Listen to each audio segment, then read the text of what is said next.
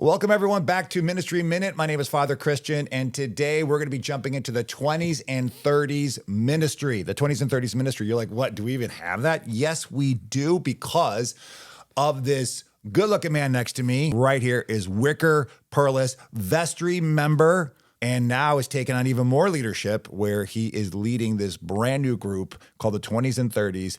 My friend, welcome. Yeah, this is good for you.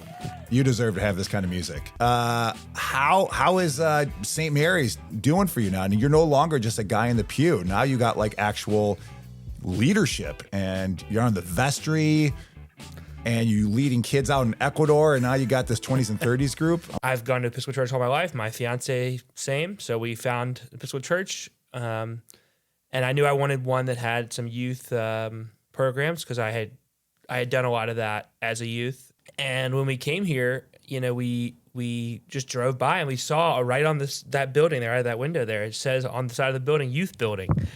And I figured, well, if they have enough of a youth program to put it on the building, have a whole building for it, they must have a lot going on. So we decided to come here. And I showed up, there were tons of kids here, but I found out that Melinda had done a lot of work, groundwork on that their families don't even come to St.Marys. They just know Melinda or know Trey. And, you know, I think some of them, even their families, have started coming, but they didn't come here because their parents said, oh, we go to St.Marys and you should come to the youth group. Mm-hmm. They came here because they wanted to. I mean, everybody seems like they really want to be here every week. And that's pretty amazing, I think. Then you saw a void that was needed, which was exactly, we don't have something for young adults, for 20s and 30s, which is just a lot of times the forgotten demographic in a church. This church is a big church. It has so many groups and so many ministries. It doesn't have any groups for people who aren't youth anymore, but who aren't dads yet or aren't moms yet or aren't fully adulting. Yeah, it's a group just for young people. So really it's about just having a group of people that are intentional, and we're going to meet every week, even if, you know, last night we had 5 people. Some nights we have 15 people. On Wednesdays, we meet at someone's house, usually my house or at Trey and Melinda's house. And we spend the first 30 minutes or so just talking about life.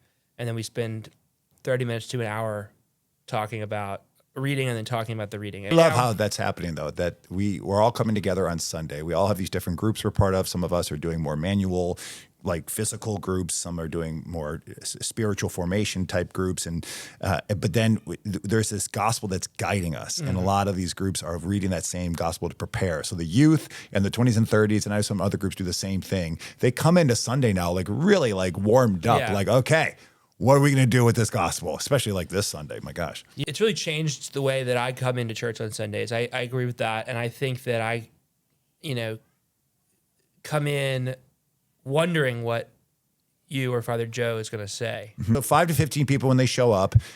Where you guys meet at homes, right? And then, there is some food involved. Yeah, and then the last Wednesday of the month, every month, we go and do something just fun. So how do you guys choose the scripture? If it's not going to be the Sunday one, do you just say like? So right now we've been doing the Sunday, and I like that, but I think that if we did switch, we would probably go with the daily office. Okay.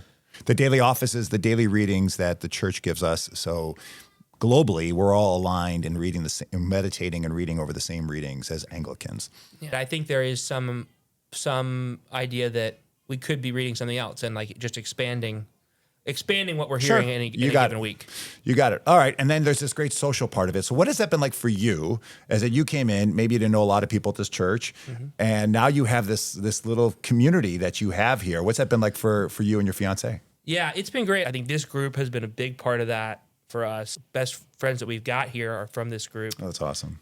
And, you know, it's just like the youth, I think, where we have people in this group who don't come to St.Marys. And yet they come every week to this group, and they want to be there, and they want to be part of it. And maybe one day they'll come to St.Marys, maybe they won't. Oh, they like the culture. There's an ethos in a St. Mary's small group that is inviting and welcome, and you're like, okay, this is safe, this is loving, and we're talking about Jesus, and it's not getting weird.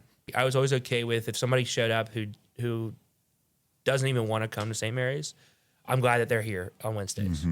No, it's the best. So just know you guys are like, I mean, that's, again, we have this campus and we're so grateful that there's things happening on this campus that people come to it. A lot of us who just focus our ministries with outreach, you have to go out to the people and be with the people. And you start to form these different pods and these kind of sub-communities of the larger community, but it's all a branch of the church that Jesus is leading us on. So thank you for filling a need in just the community in general in Martin County. I hear from a lot of 20s and 30s being like, there's just not much here for us. And so you're planting the seeds for something that could be much bigger than what you're just seeing right now. And so thank you for doing that. And a place that's very welcoming and loving and accepting.